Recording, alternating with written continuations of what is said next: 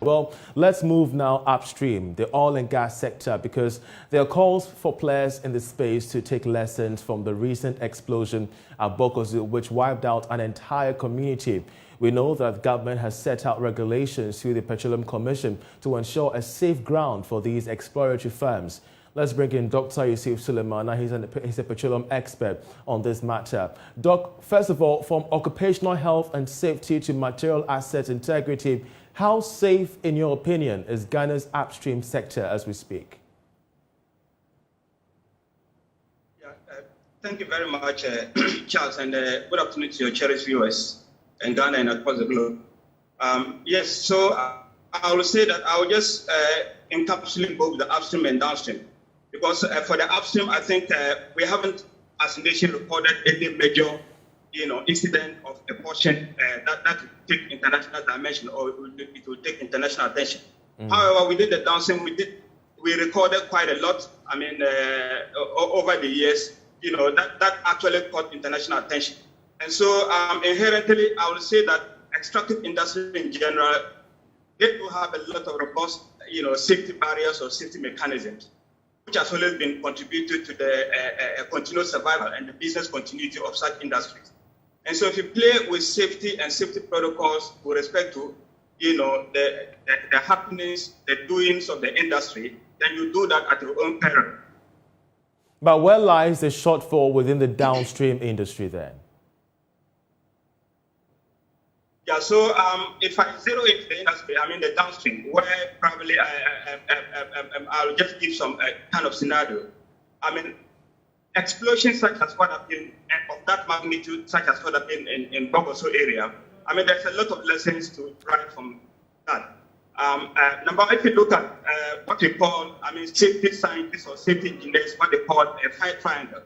Fire triangle is what brings about explosion. There are three components that are within the fire triangle. We have available air, that is one. We have a combustible source, that is fuel, and then a source of heat. And then the third thing, that the fourth component that we need is just a source of ignition that will cause explosion. And so any form of explosion cannot escape this particular fire triangle I'm talking about. Now, whatever happened there, if you trace it, I'm sure investigation is still ongoing. But if they trace it, whatever caused the explosion would have been either one of these three things coming together in the right proportion, where probably we have an ignition source. Now, let's come back to our downstream industry. If you remember, we had quite a number of incidents that happened. And the latest, you remember, was Atomic Junction, where we had the explosion. Indeed, and there have been several committee, reports regarding the, what happened and the way forward. So let's talk about solutions here. Where do you see the future of oil and gas safety in the country, especially when we do know that the Petroleum Commission is so much on their own game in ensuring there's safety within this space? Yeah, very important. So, quick ones. Now, in the safety industry, the oil and gas industry, the controls are categorized into two. We have what we call the proactive controls and then the reactive controls. We call them the control barriers. Right.